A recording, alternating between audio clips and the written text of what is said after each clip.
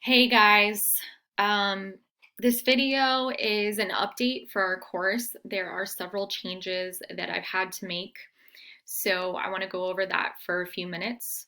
Hope you all are hanging in there, enjoying your social distancing quarantine life. I think the frustrating part of this is that we have no idea how long it's going to last for, but I hope you're finding ways to cope. Okay, so first things first, you'll notice that your Canvas platform looks really different from the way that it looked at the beginning of the semester. That's because I have organized the course to look more like an online course. That means that your course is sorted into modules on a week by week basis rather than, what I had before was just a list of links to turn in your assignments to and then the reading.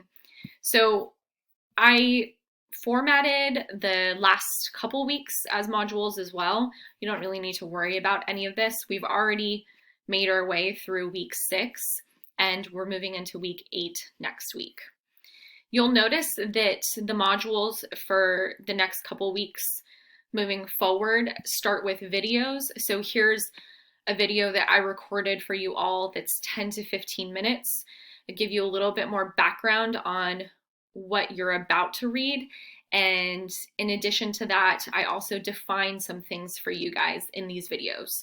So for instance, when we get to week 10, which is on free trade versus protectionism, in the reading, the author refers to the Heschker-Ohlin theory and the Stopler-Samuelson theorem, which kind of difficult to understand if you don't have an economics background.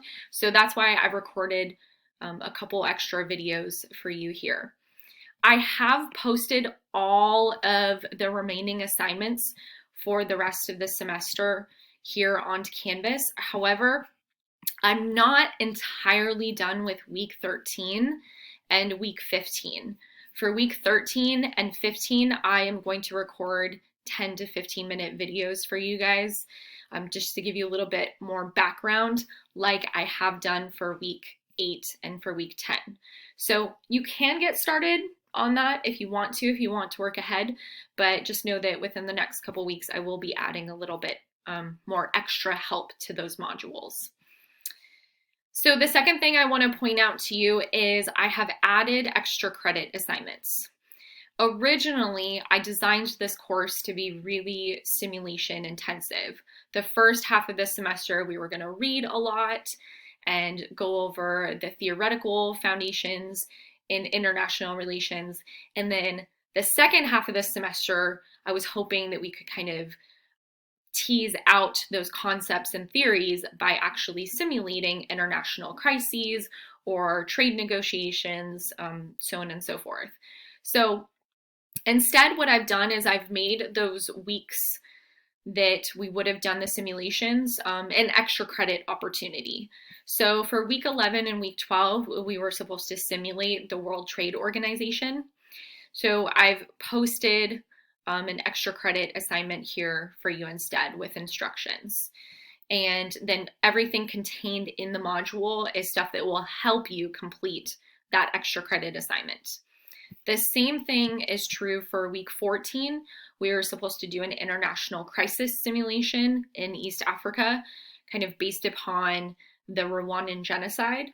So I kind of entirely got rid of the Rwandan genocide crisis and replaced that with the coronavirus pandemic, just because this is something that you guys are already paying attention to.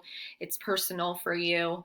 And so instead, in this extra credit assignment, you are going to act as a policy advisor, a consultant to the World Health Organization, and try to come up with policy recommendations to tackle the coronavirus pandemic.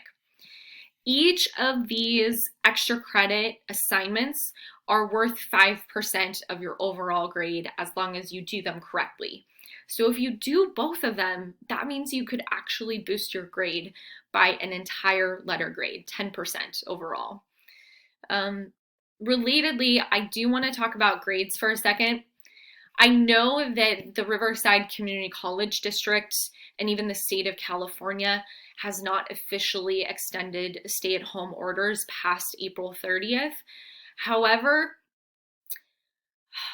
I'm guessing that we're not going to return this semester. I can't say that for sure, but it seems as though we are not going to be coming back to school for face-to-face instruction this semester. With that in mind, I want you guys to know what your grade looks like.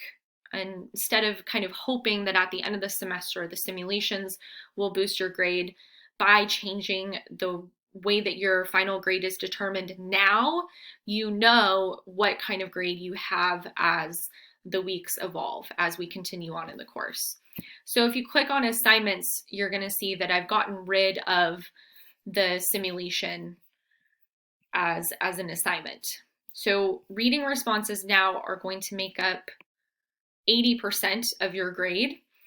And then participation is going to make up 20% of your grade. I'm going to base this grade on to what extent you participated in our course leading up to the migration online, which most of you guys did great. So don't worry about that at all. If anything, it's just going to boost your grade in the course.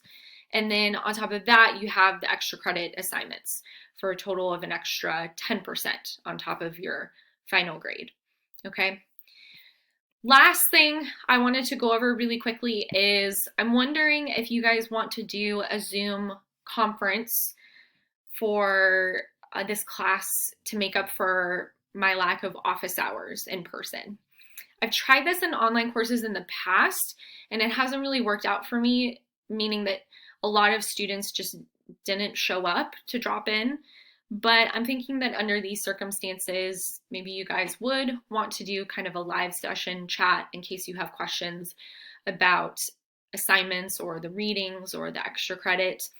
So do me a favor and click on chat right here on the left-hand side and just write the class so that I can see what is in the chat as well as your classmates. Write me a little message here and tell me like, hey, you know, I would love to do a live Zoom conference call, or hey, you know what, you can tell me like, I'm doing pretty well in this course. I actually don't need very much extra help at this point, but I will let you know if I do.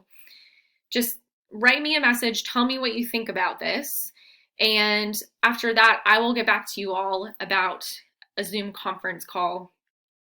I'd set a time for next week, maybe before Tuesday. So maybe on Monday, we could do a Zoom conference call.